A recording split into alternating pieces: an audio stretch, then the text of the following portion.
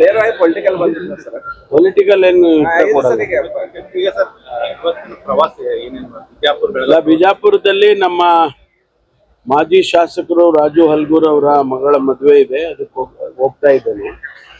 ಅದು ಬಂದ ನಂತರ ಬೆಳಗಾಂನಲ್ಲಿ ಏನು 8ನೇ ತಾರೀಕು ಅಧಿವೇಶನ ಇದೆ. ಆ ಅಧಿವೇಶನಕ್ಕೆ ನಮ್ಮ ಪೊಲೀಸ್ ಇಲಾಖೆ ವತಿಯಿಂದ ಏನೆಲ್ಲ ತಯಾರಿ ಮಾಡ್ಕೋಬೇಕು ಅದನ್ನ ರಿವ್ಯೂ ಮಾಡೋದಕ್ಕೆ ಬಂದಿದ್ದೇನೆ. ಅದನ್ನ ರಿವ್ಯೂ ಮಾಡ್ತೇನೆ. ನಮ್ಮ ಪೊಲೀಸ್ನವರು ಏನು ಇಳ್ಕೊಳ್ತಾರೆ, ಆ ಬ್ಯಾರಕ್ಸ್ ಏನು ಮಾಡಿದ್ದೀವಿ, ಟೆಂಪರರಿ ಬ್ಯಾರಕ್ಸ್ ಮಾಡ್ತೀವಿ, ಅಲ್ಲಿ ಭೇಟಿ ಕೊಡ್ತೀನಿ. ಅದಾದಮೇಲೆ ನಮ್ಮ ಈ ಪ್ರತಿಭಟನೆಗಳು ಸಾಮಾನ್ಯವಾಗಿ ಈ ಬೆಳಗಾಂ ಅಧಿವೇಶನದಲ್ಲಿ ಹೆಚ್ಚು ಪ್ರತಿಭಟನೆಗಳಾಗುತ್ತೆ.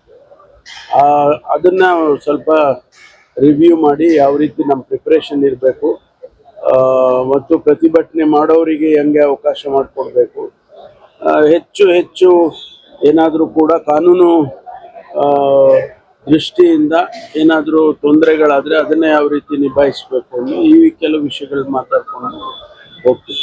ಸರ್, ಈಗ ನಿನ್ನೆ ರಾಜಣ್ಣ ಅವರು ಬಹಿರಂಗವಾಗಿ ನಾವು ಸಿದ್ದರಾಮಯ್ಯನವ್ರು ಬದಲಾವಣೆ ಮಾಡೋದಾದ್ರೆ ದಲಿತರಿಗೆ ಕೊಡಬೇಕು ಅಂತ ಬಹಿರಂಗವಾಗಿ ಡಿಮ್ಯಾಂಡ್ ಇಟ್ಟು ಕ್ಲೇಮ್ ಮಾಡ್ತೀವಿ ಅಂತ ಹೇಳಿದ್ದಾರೆ. ಅದಕ್ಕೆ ಬೆಂಬಲ ಇದೆನಾ ಸರ್?